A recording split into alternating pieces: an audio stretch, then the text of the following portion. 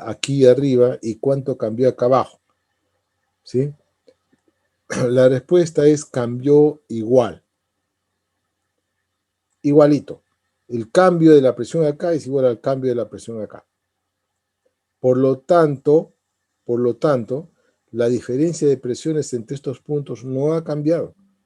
Acá la presión sigue siendo mayor que acá. Y la diferencia de presión que había antes de apretar es igual a la diferencia de presión que hay después de apretar. ¿Estamos? Porque la variación de la presión en estos dos puntos es exactamente igual. Eso es lo que dice Pascal.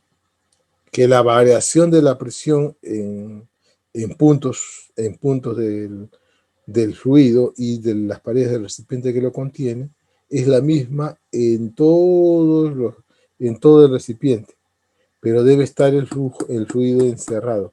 Acá tenemos la tapa, está tapado, ¿sí? El fluido está encerrado, o sea, cumple con la condición del principio, ¿ok? Entonces, eso es lo que dice el principio de Pascal, ¿de acuerdo? Eso es lo que dice el principio de Pascal. ¿Sí? La variación de la presión es la que se transmite por igual a todos los puntos del fluido y de las paredes y a las paredes del recipiente que lo contiene. Eso es lo que dice Pascal. ¿Está bien? Ahora, una aplicación directa de este principio de Pascal es la llamada prensa hidráulica, que es un tubo en U también, como ven ustedes acá, pero las áreas de las ramas son muy diferentes. S1 es mucho menor que S2. En realidad, la construcción debe ser tal que S2 sea mucho mayor que S1. Mientras mucho mayor sea S2, mejor propósito tendrá la prensa. ¿Cuál es la idea? Acá ya se ve cómo funciona la prensa hidráulica, ¿no? ¿Sí?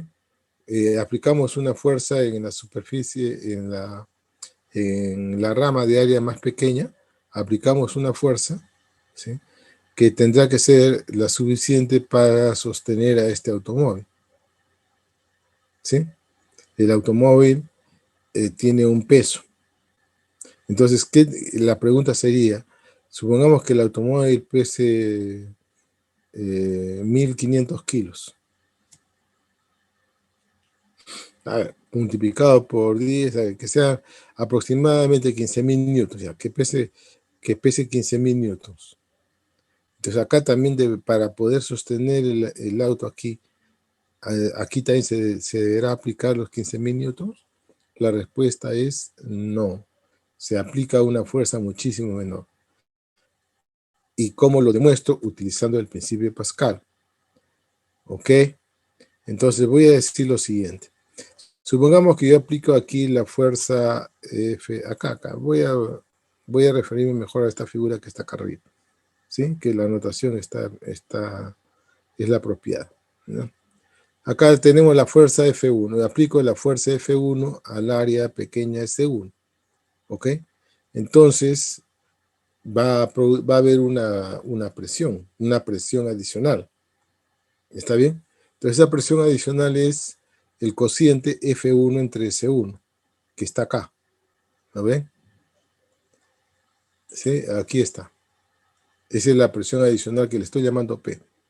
Ahora, de acuerdo al principio de Pascal, esa presión adicional P es la misma en cualquier punto del fluido, y en particular aquí, ¿no? Justo en el émbolo, debajo del émbolo más grande, ¿sí? De la rama, de la otra rama.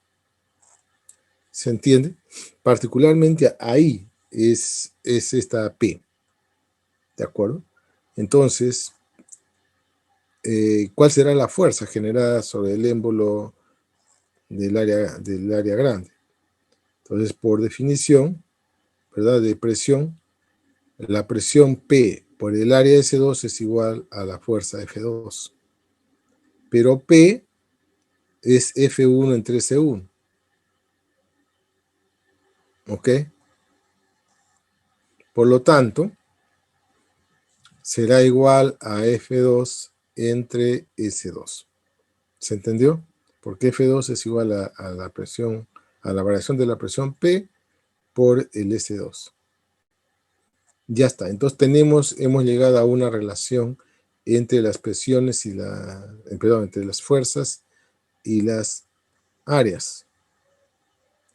Entonces, lo que normalmente se hace, la idea de construir una prensa hidráulica es de aquí aplicar la menor fuerza posible para obtener acá una fuerza muy grande, capaz de sostener automóviles como se ve en la figura, de más abajo. ¿Mm? ¿Se entendió? Entonces, tenemos este cociente, esta relación entre las fuerzas generadas y las respectivas áreas de la prensa hidráulica.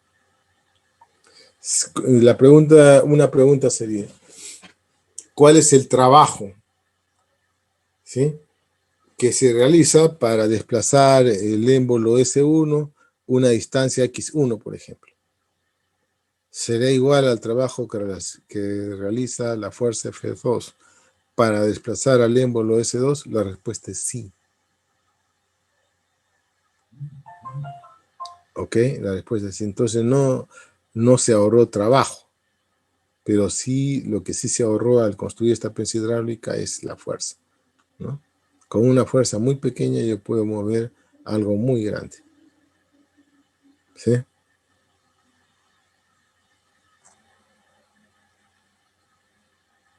Muy bien.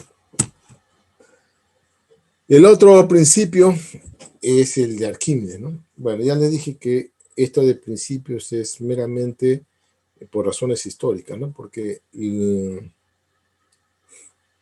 esta expresión del principio de Arquímedes se puede obtener utilizando las leyes de Newton. Lo explico más tarde. Primero entendamos lo que dice el principio de Arquímedes, ¿no? Fue descubierto pues por este griego mucho antes del nacimiento de Cristo. A ver, ¿cuál es la idea? Si un cuerpo se sumerge total o parcialmente en un fluido, entonces sobre este cuerpo habrá una fuerza, ¿sí?, vertical y dirigida hacia arriba debido a la acción del fluido sobre el cuerpo. Es decir, cuando nosotros metemos un cuerpo, lo ponemos en contacto con un fluido, entonces el fluido va a ejercer una fuerza sobre ese cuerpo.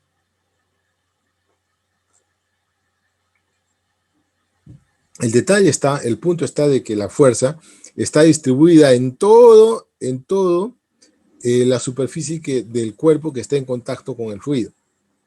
Si está parcialmente sumergido, solamente la parte sumergida es donde se aplicará la fuerza del fluido. Y si está totalmente sumergido, entonces el fluido actuará sobre toda la superficie del cuerpo. Ahora, las fuerzas que ejerce el fluido es la misma en todo el volumen, en toda la superficie del volumen sumergido, del cuerpo sumergido. La respuesta es no. No. ¿Sí? Las fuerzas que están por encima, como se puede verse acá en este gráfico, las fuerzas que están en la parte superior del cuerpo son de menor intensidad que las que están en la parte inferior. ¿Ok? Entonces, haciendo la sumatoria de todas estas fuerzas, me va a resultar una que vamos a llamar empuje, una fuerza dirigida hacia arriba, denominada empuje. ¿Ok? Cuyo valor es igual al ρ del líquido por el volumen desalojado por G. ¿Ok? Eso tiene una demostración muy fácil, por si acaso. Sí, una demostración muy fácil. ¿Cómo lo podrían hacer? Bueno, lo único que bastaría es contar con un hielo, un vasito con agua, por ejemplo, ¿no? Entonces, llenamos el vasito completamente, a ras, ¿sí?, con un líquido, con el agua. Y luego depositamos con mucho cuidado para no salpicar, ¿sí?, con mucho cuidado un bloque de hielo. un cubo de hielo, ¿ok? Y lo dejamos ahí en equilibrio, por supuesto, ¿no? Flotando. Lógicamente, este hielo que se sumerge va a producir un rebose del agua, es decir, se va a derramar agua. ¿Está bien? Si yo esa agua derramada la saco, la deposito en un nuevo, la pongo en un nuevo depósito y ahora lo pongo al hielo, en una balanza, en un platillo de la balanza, y el agua desalojada en el otro platillo, esta balanza va a estar en equilibrio. Entonces, esa es la demostración experimental de que el volumen del desalojado de agua, el peso del agua desalojada, va a ser exactamente igual al peso del hielo, del bloque de hielo. ¿Sí? Eso confirma entonces esta ecuación que nosotros vemos acá en nuestra diapositiva. ¿De acuerdo? Y esta es, miren ustedes que el empuje está en términos de la densidad de líquido. El empuje entonces es una fuerza resultante. Entonces ahora viene la pregunta, ¿y dónde debo de colocar esa fuerza resultante? La regla dice, ¿no es cierto? Y así hay también evidencia experimental, de que el empuje se debe de colocar en el centro geométrico del volumen desalojado. ¿Sí? Es decir, en el cuerpo, acá por ejemplo, ¿no? Ubicamos el centro de masa, que es igual al centro de gravedad del cuerpo, y allí se coloca el empuje, ahí está el empuje. ¿Ok? Ese es el punto de aplicación del empuje. Entonces, esta sola fuerza que hemos dibujado acá y que le hemos llamado E, reemplaza a todas estas fuerzas que están aplicadas sobre la superficie del cuerpo. Y esta flechita azul es el peso del cuerpo. Si el cuerpo está en equilibrio en esta posición, estas dos fuerzas, el empuje y la fuerza y el peso del cuerpo deben ser iguales. ¿Ok?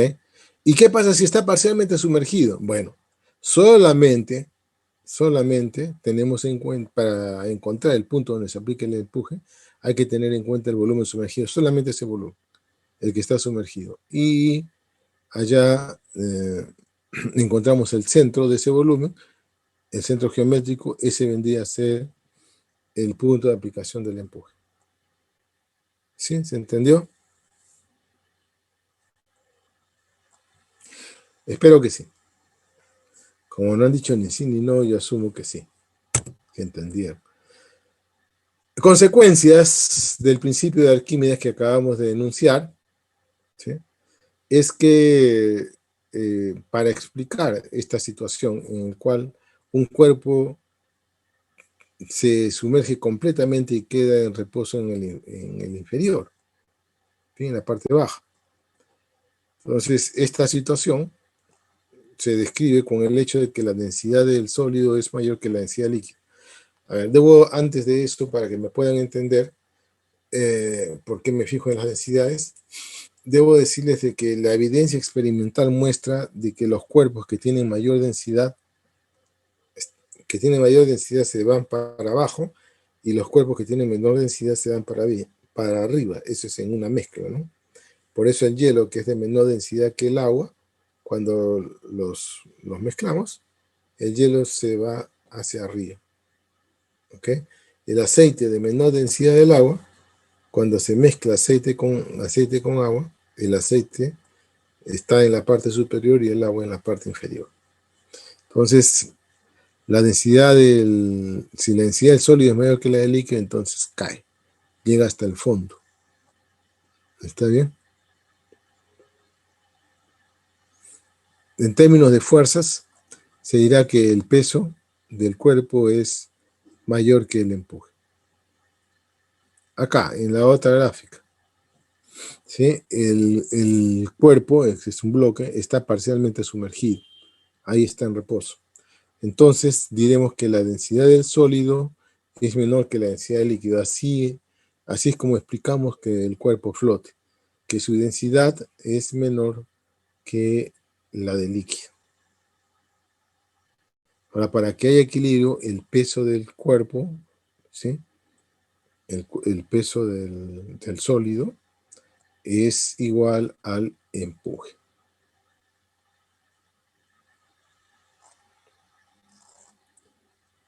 Y finalmente, cuando el sólido flota a media agua, ¿no? O sea, no está ni en el fondo ni en la superficie, la densidad del sólido es exactamente igual a la densidad del líquido. Y el peso es igual al empuje, también como puede apreciarse acá.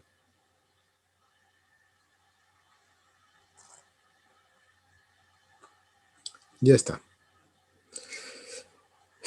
Eso es todo lo que se trata de la flotabilidad de los cuerpos. Ya, la fuerza sobre un dique. Acá si ustedes tienen que ponerse finos, ¿ah? Ya hemos visto que un dique, no sé si alcanzan a ver ustedes bien, un dique tiene, de acuerdo a su diseño, ¿sí? En la parte baja es muy ancho y este ancho va disminuyendo hacia la parte superior. Entonces la explicación está de este tipo de construcción, esta forma, en el hecho de que la fuerza del líquido sobre el dique va creciendo conforme aumenta la profundidad.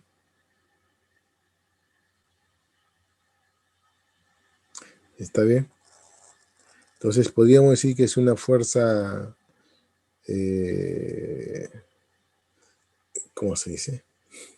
Esta fuerza está distribuida, es una fuerza distribuida en todo el contacto del agua con el dique. Pues, por lo tanto hay que integrar.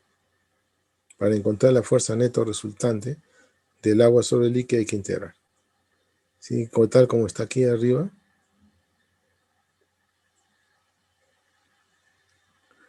Y eso sale 1/2 de rho g LH cuadrado.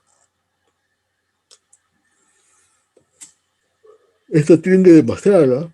Y es muy fácil, ¿no? Lo único que hay que hacer es tomar aquí un área, ¿no?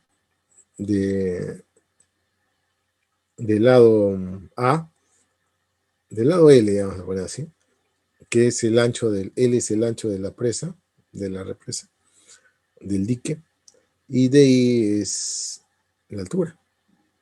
Entonces L de ahí vendría a ser el área. La fuerza sobre esa área diferencial, debida exclusivamente al líquido, es rho G Y, ¿no es cierto? El Y se mide hacia abajo. Estamos que es la profundidad.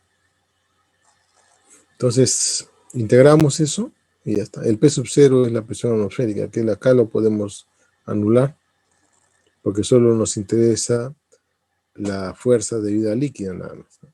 Y sale 1/2 de rho G LH cuadrado. Entonces, para saber cuál es la posición en la que debo dibujar esa fuerza resultante para que sea completamente equivalente a esta, tengo que analizar el torque, ¿sí? El torque de toda la fuerza distribuida debe ser igual al torque producido por la fuerza externa. De ahí sale que X debe ser igual a 1/3 de la base, ¿no? A 1/3 de la altura total. O sea, la altura del agua en el dique es H. Entonces la fuerza resultante deberá colocarse H tercios medido desde la base, ¿no? Medido desde la base. ¿Cómo se hace eso? ¿Cómo se encuentra esa posición? Utilizando la idea de torque. Torque respecto al punto O. ¿Ok? Y hasta ahí eso. Y eso es todo lo que vamos a ver en lo que se refiere a la estática. Nos falta aquí algunos problemitas, pero ustedes han hecho muchos problemas de esta parte en el colegio y en la etapa preuniversitaria, así que yo he preferido no ponerlo. Ahora, ¿cómo calcular las fuerzas sobre superficies sumergidas de cualquier forma? Aquí hay un procedimiento que ahora no lo voy a hacer conocer a ustedes ahí nada más. y queda pendiente esto de dinámica de fluidos. Lo que tenemos que hablar ahora es la dinámica de los fluidos. ¿Alguna pregunta hasta acá? ¿No? Ok. Vamos a utilizar unos 5 minutos para hablar de la dinámica de fluidos. ¿Está bien? A ver. Deben hacer estas... He visto de que ya muy poca gente está haciendo los problemas y entregándolos en el buzón de física de, ¿cómo se llama? De Univirtual. Bueno, no se descuiden, ¿no? No se descuiden. A ver, hablemos de la dinámica de fluidos. Entonces, cuando se aplica una fuerza tangencial a un fluido, este empezará a moverse, ¿sí? Se va a desplazar, ¿sí? Ejemplo de fluido en fluido que se desplaza son los ríos, es el caso típico, ¿verdad? Entonces, vamos a distinguir por ejemplo, ¿sí? Un movimiento en un río con el movimiento de un canal. El movimiento del agua en el canal es más, digamos, más suave que en el caso de un río, ¿no? El movimiento del agua en el río es un poco, en algunos tramos, ¿no es cierto? Es muy irregular, ¿ok? Sobre todo cuando encuentra una piedra grande, un obstáculo grande, ¿ok? El agua para rodear